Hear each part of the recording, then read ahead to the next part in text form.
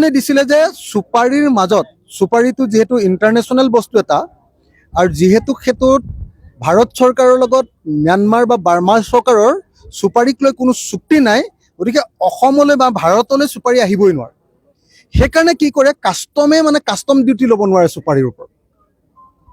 Custom duty ল'ব নোৱাৰাৰ কাৰণে কি হয়, ইণ্টাৰনেশ্যনেল চেকিংটো নহয় সুপাৰী।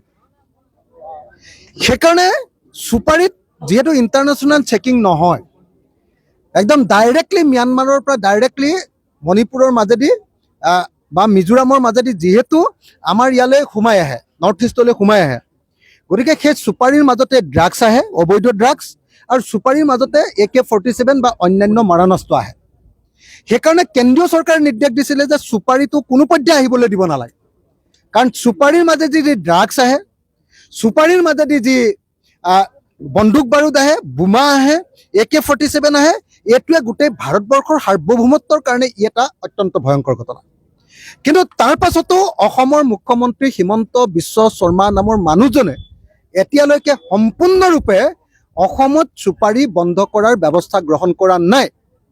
অসমত প্ৰত্যেক দিনাই সুপাৰীৰ গাড়ী এতিয়াও ধৰি আছে, অবৈধ সুপাৰীৰ গাড়ী ধৰি আছে। আৰু আমি সকলোৱে জানো যে এই কামটো মহন্ত নামৰ এজন চিণ্ডিকেট মাষ্টৰে এই কামটো কৰাই আছে। অসমৰ যিটো নেশ্যনেল হাইৱে আছে, এই নেশ্যনেল হাইৱেটো পাৰ কৰি দিয়াৰ দায়িত্বটো হৰেণ মহন্ত নামৰ এজন সুপাৰী মাষ্টৰে এই কামটো লৈ আছে। এতিয়া কোনো টিভি, কোনো বাতৰি কাগজে হৰেণ মহন্তৰ নামটো নলয়। আৰু হৰেণ মহন্তক যে এজন মন্ত্ৰী বা মন্ত্ৰীৰ কেইজনমান মন্ত্ৰীয়ে বা অসমৰ মুখ্যমন্ত্ৰীৰ অফিচৰ পৰাই যে ছাপৰ্ট দি আছে, এই কথাটো কোনেও নকয়।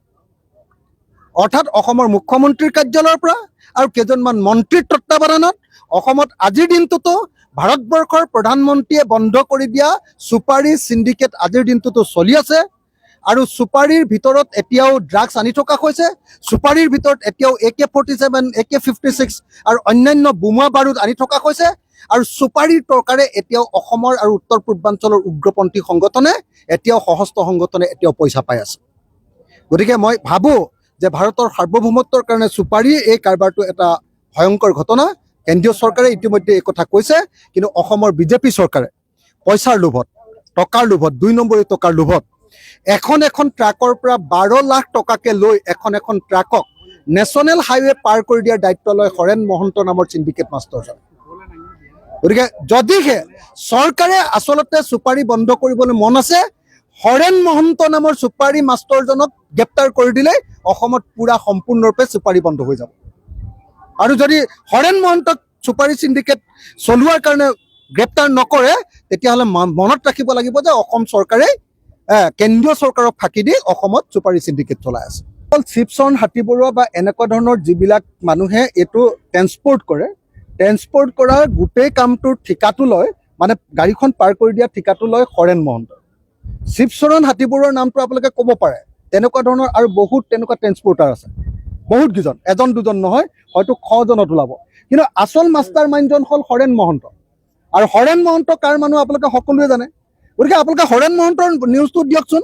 আৰু মই অসমৰ মুখ্যমন্ত্ৰীক কৈছোঁ, যদি আপুনি সঁচাকৈ অসমত সুপাৰী বন্ধ কৰিব খুজিছে, প্ৰধানমন্ত্ৰীয়ে কৈছে আপোনাক বন্ধ কৰিবলৈ, মই জানো, তেতিয়াহ'লে আপুনি হৰেণ মহন্তক গ্ৰেপ্তাৰ কৰক আৰু সেই পিছদিনাৰ পৰা সম্পূৰ্ণৰূপে অসমত